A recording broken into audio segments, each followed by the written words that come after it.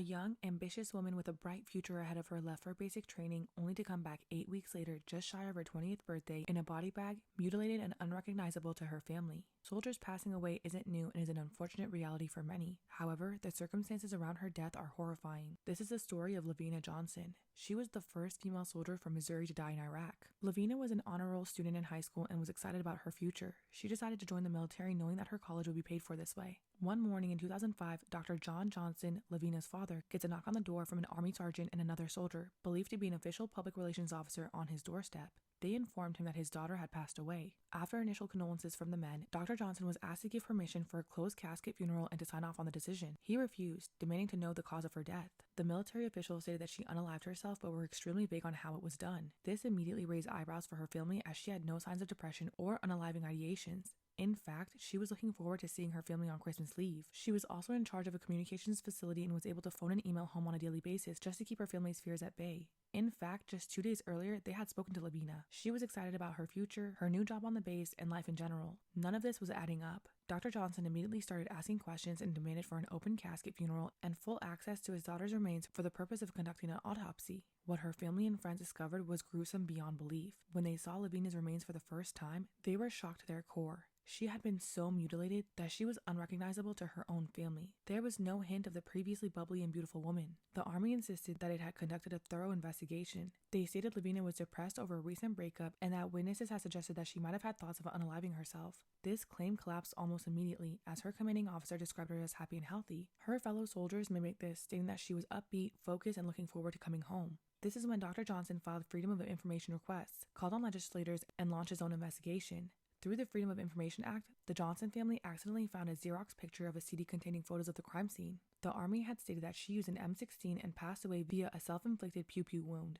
However, the M16 that the Army alleges Lavina used on herself was found perfectly parallel to her body, inside a burning tent that belonged to a KBR contractor. The mystery CD leaked to the family was to be the smoking gun in this investigation. The autopsy is what was the most chilling piece in this case, as it revealed the chilling truth. I can't say here, but the full story is on my YouTube, so check it out there. There were burns on her inner thighs, and her genital area suffered massive bruising and lacerations. Additionally, a corrosive material, like acid, had been poured into her vaginal region, presumably to destroy DNA evidence of rape. One of her eyes was hanging from the socket, her nose was broken, a bullet hole in her head, and several teeth were knocked backwards as if she had been beaten in the face. The crime scene photos also showed additional massive bruises, scratch marks, and teeth imprints on her upper body, along with bloody footprints in the tent which showed either a struggle or some type of half-assed cleanup job. Her back and her right hand had been burned from what was thought to be a flammable liquid poured over parts of her body and lit. Military gloves had been glued to her hands, and when removed, Dr. Johnson found evidence of additional acid burns to her dominant hand. This is important as it would have been the hand that she used to pull the trigger on the M16, which, by the way, is the same size as the length of her body, and the bullet hole doesn't match the gun as it was too small. The bullet was also never recovered. Even so, her arms were too short to fire it into her own mouth at the angle of the wound. Dr. Johnson realized that the acid was intended to destroy any other DNA evidence. This would be the case if Lavina had possibly fought and touched her attacker, getting their DNA on her hands and under her fingernails. Not only was her body found fully clothed inside the burning tent, there was also a trail of blood found tracking from outside of the tent to the inside. Dr. Johnson concluded that his daughter had been assaulted, mutilated, murdered, and dressed after this heinous attack, with fire designed to burn away any remaining evidence. In addition to the photos on the mystery CD, a KBR Kellogg Brown & Root contractor claimed to have heard a gunshot and went to investigate. This is when they found the company tent on fire.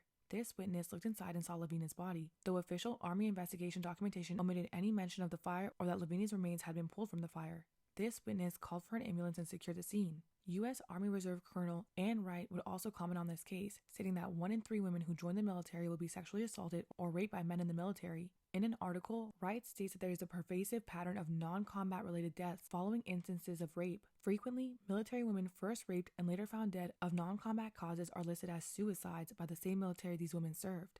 Ironically, the Army investigators first considered Lavina's death as a homicide and recorded that in their paperwork. But within a short window of opportunity were suddenly ordered to cease their investigation and reclassify it as a suicide. Wright stated that this order had to have come from the officers higher up in the military food chain.